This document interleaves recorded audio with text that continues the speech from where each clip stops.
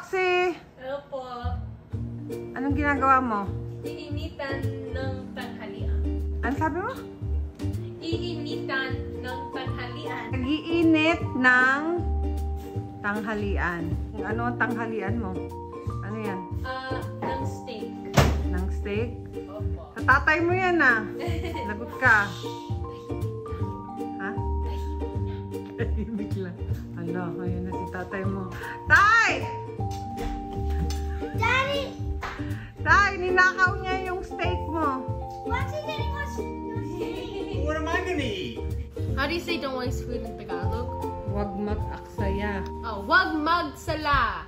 Ano? Wag mag-aksala. Right? That's... Mag-aksaya. Oh. Diba lagi kasi nasabihan ni nanay na bawal Magsaya. Ah? Bawal magsaya. Bawal magsaya? Yes. Opo. Isn't that don't waste food? Hindi. Mag-aksaya. Oh, wag mag-aksaya. Alam nyo guys, itong mga anak ko, dati, mahilig mag-aksaya ng pagkain. So, lahat ng mga tira nila, si nanay ang kumakain. Kaya lumubo si nanay. Diba? Opo. Sinuruan ka ni nanay na huwag mag-aksaya ng pagkain. Diba? Kasi, Mahal ang pagkain at there's a lot of poor people and they don't have walang pagkain. Wag mag-aksaya ng pagkain. ng pagkain mo. Yun nga, marami nagugutom, diba? Lalo na dito sa Amerika, napakamahal ng pagkain. Kumuha lang ng sapat. Kinakain ni nanay ng pagkain nila.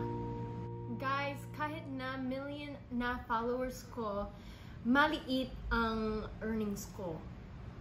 O akala siguro nila, pag millions na yung followers mo, malaki na yung earnings.